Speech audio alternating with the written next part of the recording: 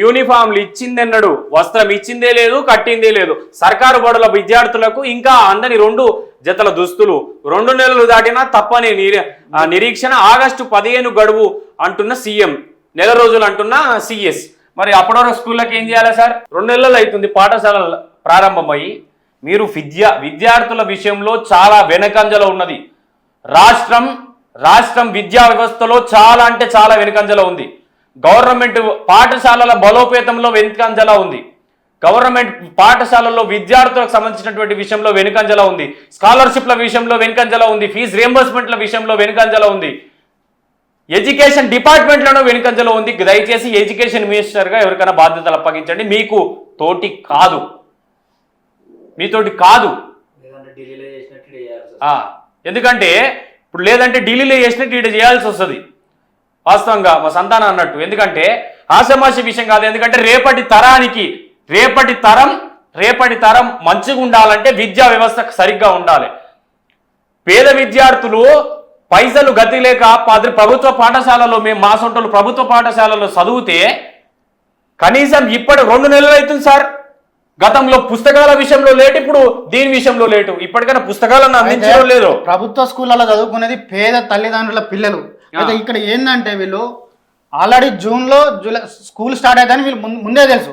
ప్రభుత్వం అయితే ఉంది కదా, వీళ్ళకి ఎప్పుడు చేయాలి ఈ పిల్లలకు యూనిఫామ్స్ కానీ మిగతా అన్ని వ్యవస్థలు అనేది అన్ని సౌకర్యాలు అనేది మార్చి ఏప్రిల్ మేలో చేసినట్టయితే వాళ్ళకు స్కూల్ స్టార్ట్ అయ్యే మూమెంట్లో వీళ్ళందరూ సకాలంలో అన్ని విధాలుగా చేసుకోవడం జరుగుతుంది. స్టార్ట్ అయ్యి కనీసం 2 నెలల దగ్గరకు వస్తుంది. 2 రోజులు అయితే ఇంకా మధ్యలో అయితే జెండా వందనం దగ్గరకు వస్తుంది. అయినా కూడా ఇప్పటికీ యూనిఫామ్స్ లేదంటే ప్రభుత్వం సిగ్గుతో తలదించింది. అందుకోసమే దయచేసి దాదాపు 49 మంది లైవ్ చూస్తా ఉన్నారు. లైవ్ చూసేటువంటి అందరు కూడా నాకు ఒక కామెంట్ చేయండి. రేవంత్ రెడ్డి గారికి మంత్రి పదవి, రేవంత్ రెడ్డి గారికి ఈ విద్యాశాఖ రేవంత్ రెడ్డి గారి దగ్గర ఉంది. అది ఎవరికైనా ఇయ్యాలంటే ఎస్ లేకపోతే నో అని దయచేసి కామెంట్ చేయండి. దయచేసి అందరూ కూడా విద్యాశాఖ మంత్రి ఎవరికైనా ఇయ్యాలనుకుంటే ఎస్ అని దయచేసి కామెంట్ చేయండి. ఎందుకంటే నా ఉద్దేశం ప్రకారం రేవంత్ రెడ్డి గారి దగ్గర ఆ మంత్రి పదవి రేవంత్ రెడ్డి గారికి సెట్ కాదు.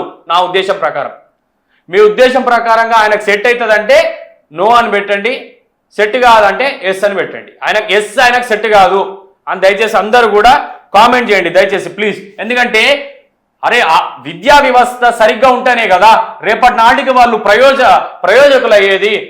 భవిష్యత్తుకు నిర్మాతలు వాళ్ళే, భవిష్యత్తుకు నాంది వాళ్ళే, పునాది వాళ్ళే. ఇప్పుడున్నటువంటి విద్యా వ్యవస్థ సక్రమంగా ఉంటే, పునాదులు చక్కగా ఉంటేనే రేపటి నాటికి ఇల్లు అయితే దాని మీద ఇంకో అంతస్తు అవుతుంది, ఇంకో అంతస్తు అవుతుంది. ఇప్పుడే గతికి లేదు మనకు. ప్రభుత్వ పాఠశాలలు ఏ దుస్థితిలో ఉన్నాయండి. వర్షాకాలం గోడలకు పెచ్చులు పోయి పడతా ఉన్నాయి. మీరు 2 నెలల వరకు విద్యార్థులకు ఇంకా బట్టలు ఇవ్వలేదు. వాళ్ళకు ప్రభుత్వ పాఠశాలను పడవబెట్టి గ్రామాలలో బెల్ట్ షాపులను ప్రోత్సహిస్తుంది గవర్నమెంట్. మీరేమో దానితోటి ఏమైతుందంటే యువత మొత్తం చదువుకునే పిల్లలు కూడా స్కూలుకు పోకుండా అదే బెల్ట్ షాపుల కాడ వండుకుంటూ అనతి కాలంలో చిన్న వయసులోనే అనేక రకాల చెడు వ్యసనాలకు బానిసలై జీవితాలను నాశనం చేసుకోవడం జరుగుతుంది. అందులో ఈ ప్రభుత్వ భాగస్వామ్యం లేదా? ప్రభుత్వం ఏదైనా సరైన మార్గదర్శకాలు కానీ సరైన నిర్ణయాలు తీసుకుంటే సమాజం అనేది ఆ విధంగా అభివృద్ధి దిశలో ముందుకు పోవడం జరుగుతుంది. దయచేసి కామెంట్ చేయండి. రేవంత్ రెడ్డి గారికి విద్యాశాఖ మంత్రి రేవంత్ రెడ్డి గారి దగ్గర ఉంది విద్యాశాఖ. అది మరి రేవంత్ రెడ్డి గారికి సెట్ అవుతుందా లేదో దయచేసి ఒకసారి కామెంట్ అయితే చేయండి. ఇక ఇది నమస్తే తెలంగాణ అయితే